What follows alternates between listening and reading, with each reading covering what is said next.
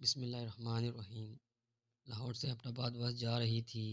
جب bus station سے چل پڑی تو فرنٹ سیٹ پر بیٹھے ایک بزرگ جو بہت اچھے کپڑے پہنے ہوئے تھا کھڑے ہو گئے اور باقی مسافروں سے مخاطب ہو کر کہا، میرے بھائیوں اور بہنوں، میں کوئی بھکاری یا گداگر نہیں ہوں۔ اللہ نے مجھے اپنی نعمتوں سے نوازا ہے، مگر میری بیوی ایک موذی مرض سے اللہ کو پیاری ہو گئی۔ کچھ دن گزرے اور میری فیکٹری میں آگ لگ گئی۔ میں درآمد اور برآمد کا کاروبار کرتا ہوں۔ میرا تیار شدہ سارا مال جل کر خاکستر ہو گیا۔ پھر کچھ مدت گزری کہ مجھے دل کا دورہ پڑا۔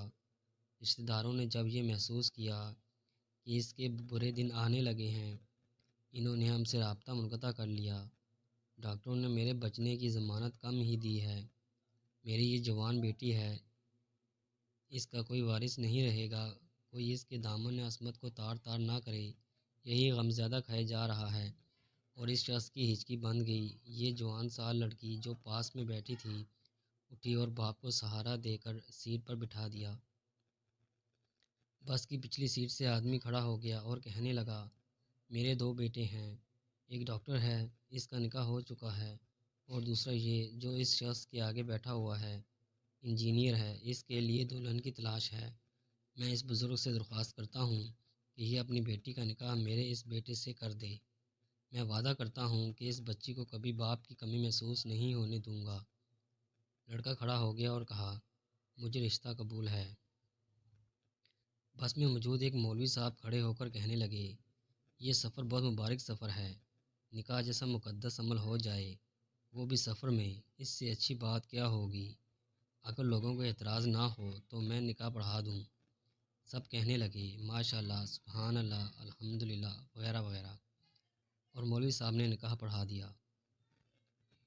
ایک اور صاحب کھڑے ہو گئے اور کہنے لگے، میں چھٹی پہ جا رہا تھا اپنے گھر والوں کے لیے لڈو لے کر، مگر اس مبارک عمل کو دیکھ کر سمجھتا ہوں کہ لڈو ادھر ہی تقسیم کر دیں۔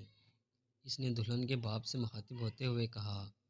دلہن کے باپ نے ڈرائیور سے کہا، ڈرائیور میاں، 5 منٹ کسی جگہ بس روک دینا تاکہ سب مل کر منہ میٹھا کر لیں۔ ڈرائیور نے کہا، ٹھیک ہے بابا جی۔ مغرب کی نماز کے بعد جب اندھیرا ہونے لگا تو لڑکی کے باپ نے ڈرائیور سے بس روکنے کو کہا اور سب مسافر مل کر لڈو کھانے لگے۔ لڈو کھاتے ہی سب مسافر سو گئے۔ ڈرائیور اور کنڈکٹر جب نیند سے جاگے تو اگلی صبح کے 8 بجے تھے، مگر دلہن اور دلہا، ان کے 2 باپ، مولوی صاحب اور لڈو بانٹنے والا بس سے غائب تھے۔ اتنا ہی نہیں بلکہ کسی مسافر کے پاس نہ گھڑی، نہ چین، نہ پیسے، بلکہ کچھ بھی نہیں تھا۔ ان کو یہ 6 ممبرز کا گروپ مکمل طور پر لوٹ چکا تھا۔